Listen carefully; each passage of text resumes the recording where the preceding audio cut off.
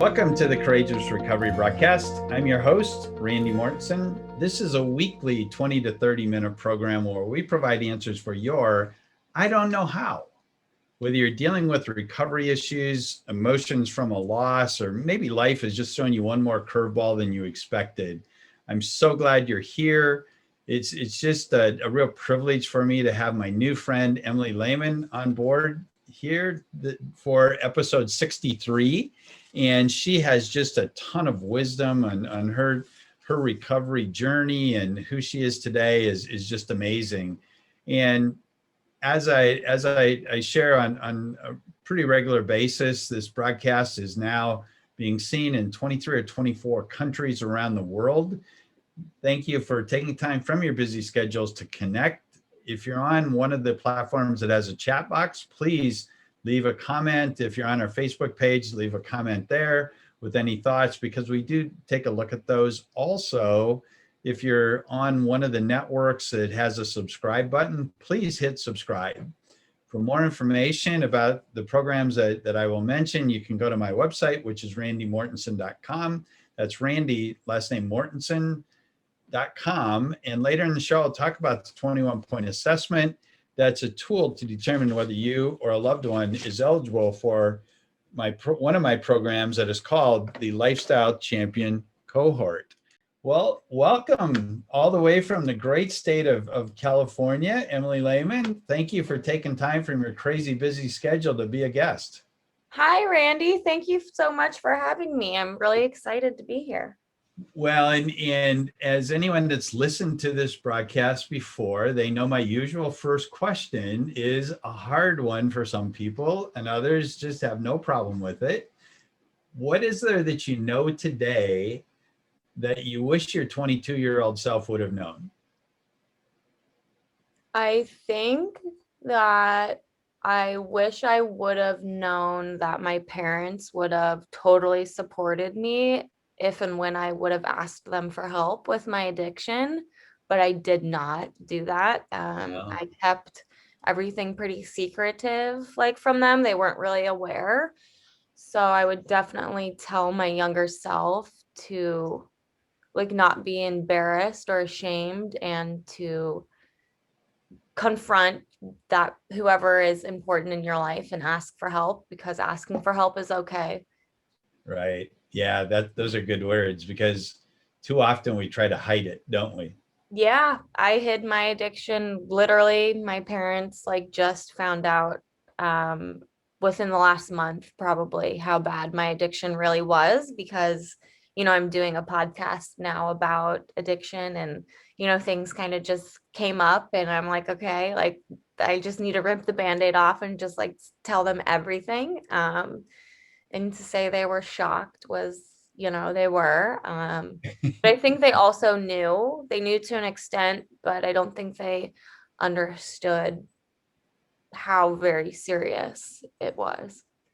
So how does that make you feel today, knowing that they loved you so much that no matter what you did or said, right, they didn't love you any less? How does that make you feel today? It feels really good. You want that, what's the word I'm looking for? You want that whatever from your parents, you want them to be proud of you and accept you and not be ashamed of you or whatever. And when I was 14 years old, I got kicked out of the 8th grade for snorting Vicodin during a football game. So I like went through that like shame and embarrassment like at a really young age, in like of letting my family down. So I think ever since then, like I don't want to do that to them again. It's always like, okay, I don't want to like let them down, or I don't want to,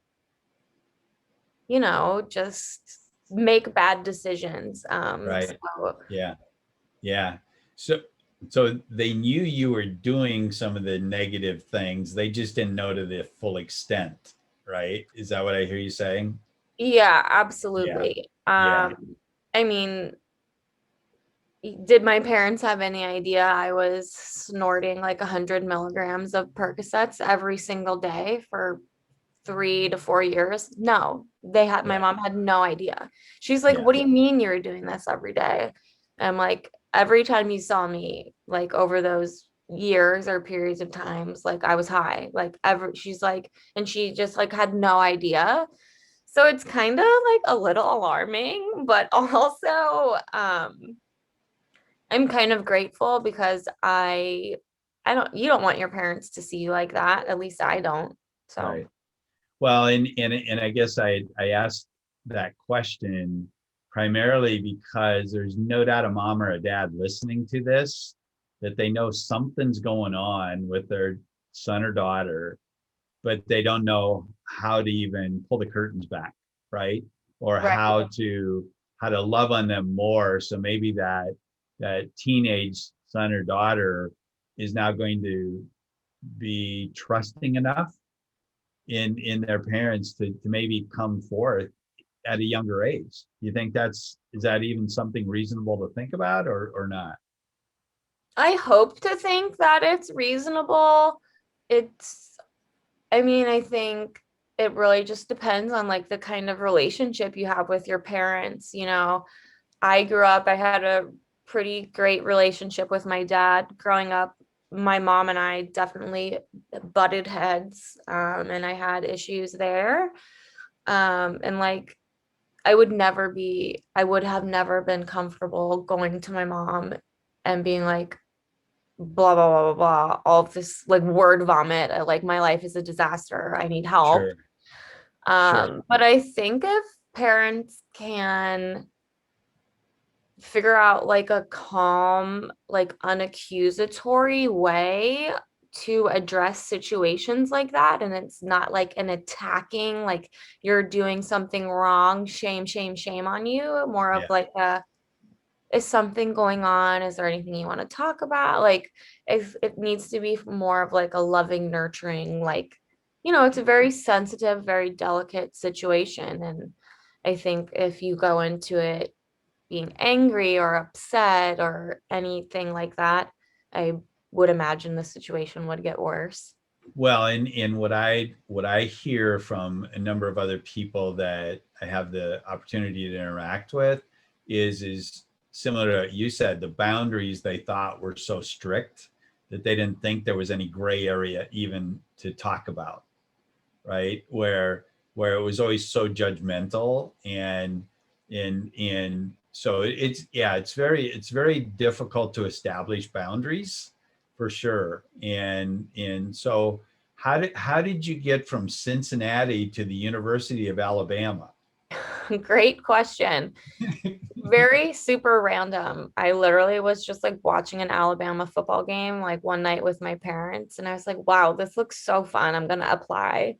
Oh So my my gosh. I like applied, and my mom's like, let's go visit. And it's like we went down to go visit, and literally while I was still on the campus, I like enrolled and completed everything. I was like, this is where I'm going to school. Oh my gosh. It was very random. So random. Very like no So you're family still ties, no so no you're still anything. a Roll Tide fan, it sounds like. Roll Tide till I die, baby. Oh yeah. Big Nick Saban fan in this household. Right, right. Okay, then you moved on. You went back to the University of Cincinnati, and then you were sharing earlier. Then a boyfriend ended up going to the West Coast, and that's how you got to the West Coast.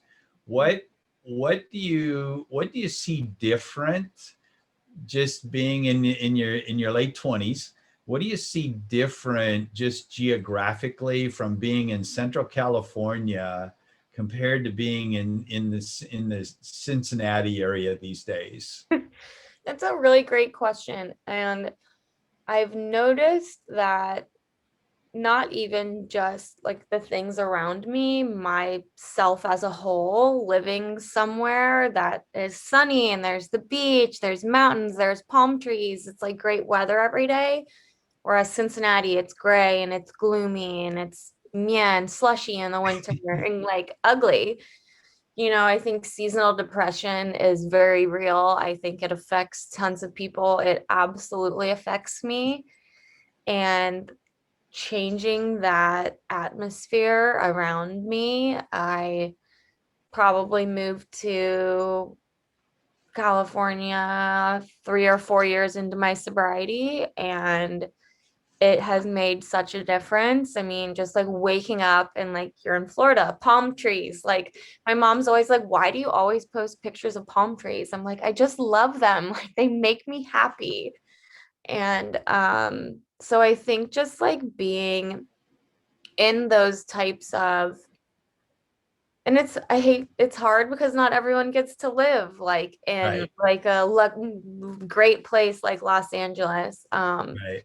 But even when I lived in Ohio, like I would get outside a few times a day. I would go walking. I really believe like the sun can make you happy. And so if you can just try to spend like a little bit of time each day outside, I find that it really does wonders for me and like my mood and everything. Well, yeah. So you think Cincinnati's gray?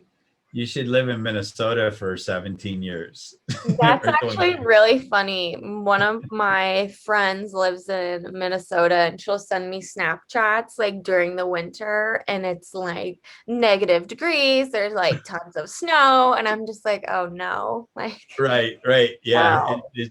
Yeah, you don't talk about the weather when you're talking with Minnesotans, particularly living in California or living like I do in Florida. It's cruel for I've sure. I've been there So once in the summer and it was great. it's beautiful in the summer. The challenge is summer is only about 6 weeks long. That's the challenge. Oh, oh wow. But I love Minnesotans. I've got a lot of family in Minnesota, so I'm not condemning Minnesota. It's just that I'm glad I escaped for sure. Yeah, I feel that for sure. Yeah. So are you still doing hot yoga Not or as not? much. Okay. Obviously because the pandemic, but hot yoga was a huge constant in my recovery. I mean, I remember going to hot yoga classes, like going through opiate withdrawal and just laying in class and like I'm not missing a day, like I'm going, even if I don't move in class, like I have to go. It was just like this safe place for me. Like the meditating at the end, like the 5 minutes, I would take that time and just like really kind of manifest where I wanted to be or like getting out of certain situations. So Sure. yoga was an amazing outlet for me during And that. and and I asked that out of curiosity because I love saunas, right? Mhm. So I've threatened to try hot yoga sometime. I haven't yet, but then I love your response that that working through your recovery, hot yoga, spirituality, and journaling have been three critical elements for that. Yeah, And those were the so three like main ones. yeah, so let's here's the other thing that I would like to just spend a few minutes on because as before we went live, I just really affirmed your mission is Hmm. to do what to stigma. To annihilate the stigma. I love that. I'm so envious that I didn't come up with that before. I say crushing the stigma, but annihilate the stigma. And who do you think needs to hear that message the most? Who's at the top of your list when you think of people that need to hear that? That's a really good question.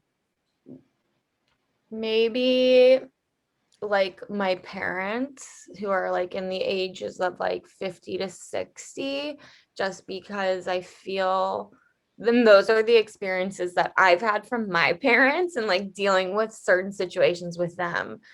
Honestly, I think everyone needs to hear it. Most specifically, I don't even know what like generation that is. Like, what is that? Baby boomers? I'm not Yeah, sure. yeah, yeah, yeah. um, but yeah, I think sometimes people are like very, very set in their ways, and it's really hard to, break down those barriers.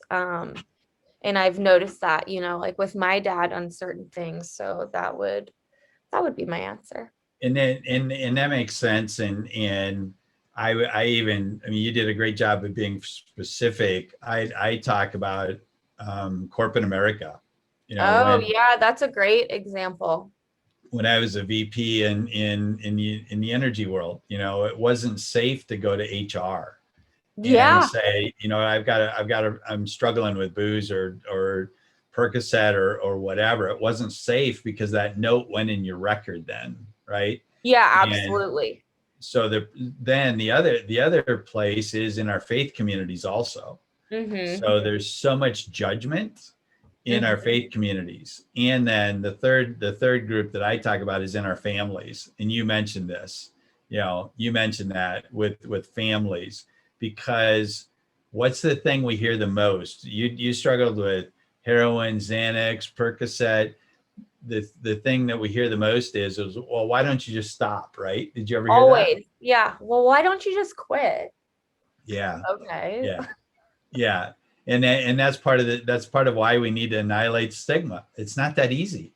Why No, don't like, do you think that people want to, if you're stealing from your family members or you're ruining your relationship with your children or you're doing all of these things? Sorry, my dog. no, you haven't. It sounds like you have a very cute puppy there somewhere. He's Yeah. waking up. But like people, you don't want to do those things to your family or your friends, or you don't. You're an addict. You're selfish. You aren't thinking. You're sick. There's Right. a lot Right. of other factors that play into that. So I think Yeah. that having these open dialogues is so important to I help agree. fix I some of agree. those things. Okay. So let's transition for a second. I'll talk about my 8-week cohort program titled Lifestyle Champion Cohort. And if you've heard me talk about it before, it's an 8-week, 90-minute weekly meeting program where we evaluate, equip, and enjoy. And you can go to the front page of my website where there's a 21-point assessment. That's at randymortensen.com. 21-point assessment that will tell you whether you're eligible for my program, because it will determine whether you're a mild, moderate, or severe case of substance use disorder. So if you are interested in more information, there's an easy way to reach out to me. That's simply by texting champion to 66866. Again, that's champion to 66866. There are discounts that are applicable if you mention that you listened to this podcast. So be sure to mention that. And then, Emily, I want to make sure that we let people know how to get in touch with you. So you want to share your website or Facebook or however, what's the easiest way for people to reach out to you when they hear your powerful story? Yeah, to reach out directly, I would say like Facebook. I have a Facebook group. It's called In Layman's Terms Community or whatever. I'll like obviously give you the link. You can find me on Instagram, layman_terms. And my website is just www.inlaymansterms.com. So Yeah. yeah, if anyone ever has any questions, is looking to chat about anything, always my DMs, messages are always open.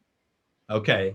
And just for clarity, in layman's, I just love in layman's terms. It's so clever. It's so Thank clever. you so much. And it's INLEHMANNSTERMS, That's not correct. LAYME or whatever. So Mhm. we will have that in the show notes also, so you can reach out to her.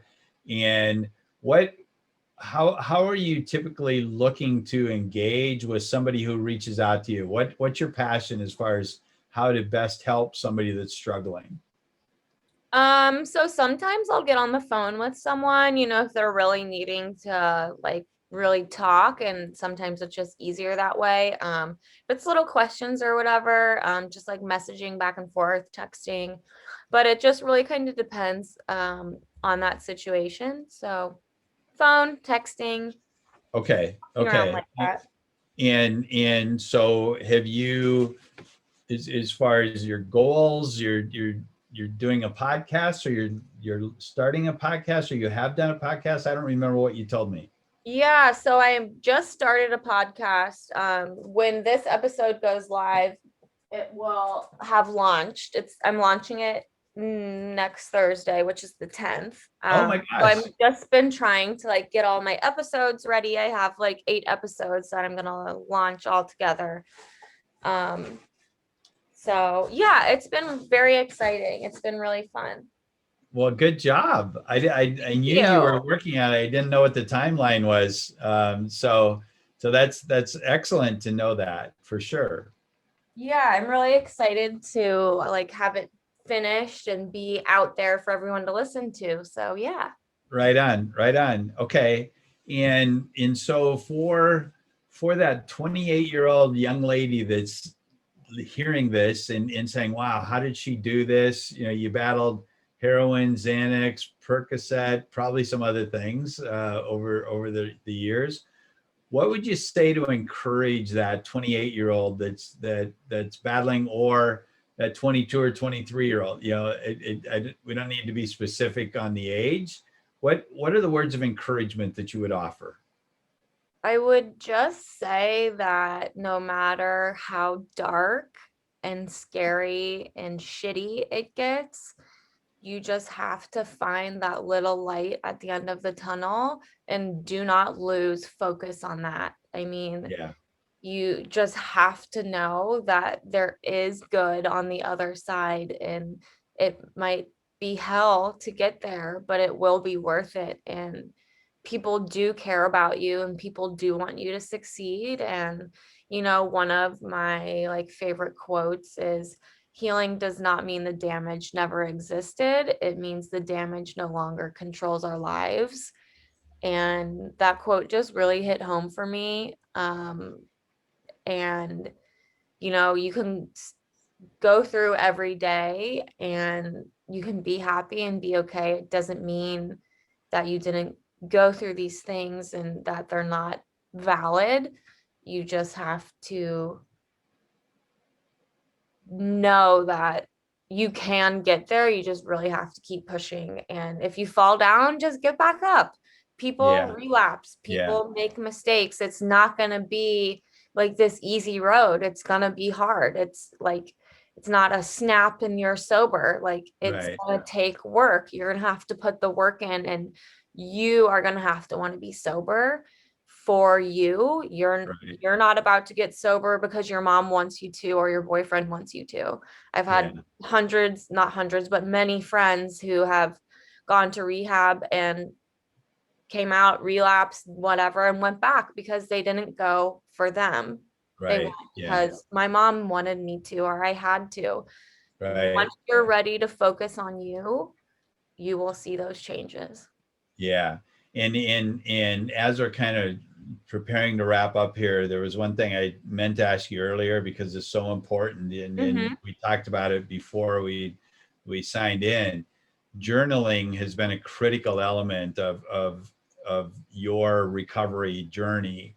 What Share with the listeners what that means to you, and what it was like, what worked for you, what hasn't. Share some of that wisdom, please. Yeah.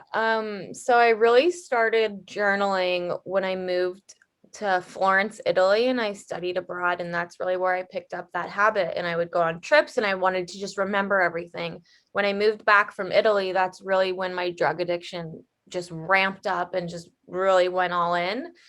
And I still had that habit of journaling. So then I would start writing and I'd be like, okay, like today I'm going through withdrawal. I hate feeling like this. Why am I doing this to my body? Okay, like next week is going to be better. But then like the months and months pass and it's like the same thing. It's like, okay, I've been sober like this many days, like I'm feeling so good. So it's a really great way to like track your progress. And like my memory honestly is not that great, so like also being able to like remember important things or like little memories and moments, I love. But really for your accountability, and being able to follow your progress, and I find it to be very therapeutic. And I just love being able to go back and read them, and like when I'm older and stuff, like being able to go through those, I think will be really special. for Yeah. me, and if I have kids, whatever, or, Yeah. like down the road. So just like a good keepsake too. Well, and what I like to encourage people to do when they're journaling, even, and I had to learn this, some gray-haired wisdom that I gained was that don't only put the bad things into your journal, right? Yeah. Keep your journaling balanced. So as you're looking at the three most positive things that happened to you today or Hmm. yesterday or whatever, look at the positives in addition to what could have I done better. Yeah, And that way absolutely. you get to celebrate, as you look back a year ago, you can say, wow, I've been doing this for a year now. And the garbage things that I did aren't part of my day-to-day routine anymore. Right. So Yeah. you celebrate that. So I'm really an encourager of keeping your journaling balanced, Hmm. also, for sure. So all right. Well, it's always hard to imagine that this time has flown by, I but know. let me just say a couple of things, and then I want you to have some closing comments. So, folks, this whole pandemic, we're finally seeing some light at the end of the tunnel. Sadly, though, overdose deaths continue to grow on a daily basis. We're now seeing more than 140 overdose deaths per day in the United States. It's costing us billions of dollars as far as the economy is concerned. If you know someone who's struggling today, or maybe you're that person who's battling a compulsive and destructive behavior, please don't wait another day to seek help. If you want to reach out to me, you can call me at 321-757-HOPE. That's 321-757-HOPE. Or call someone you know and trust, because the people who are dying today are husbands, wives, sons, daughters, and there's families that love them. Today's the day. Please don't wait another day. As I mentioned earlier, if you're interested in more information and want to shoot me a quick text message, you can just text champion to 66866. That's champion to 66866. And Emily, thank you so much for taking time out of your busy schedule to be a guest. What words of encouragement would you like to leave as we close out here this afternoon or this evening? I think just to let everyone know that if you are struggling, or you know someone who's struggling, and you do think they're at a point where they're out of control and they do need help, I would just say don't hesitate to, reach out to a family member of theirs or something. That's one of the biggest regrets I have, is not reaching out to a friend of mine, his parents, and he passed away in Wow. 2017. And had you, would, could, should, but people might be angry at you, and that's okay. If you are able to help them, and your gut is really telling you that you should do something, I really encourage all of you to follow your gut and be that support system for someone. And Great if words. you guys need help with that, there are tons of support groups that you guys can find to get some type of mentorship, or you can ask Randy or myself, or just anyone. Just use your voices and don't be ashamed. And we're here to annihilate the stigma. So let's do that. Amen. Amen. All right. I hope you found this information helpful today. You can look for the replay of this and other episodes to be on the usual podcast online outlets like Buzzsprout, Apple Podcasts, Google Podcasts, and others. Have a blessed day and be extraordinary today.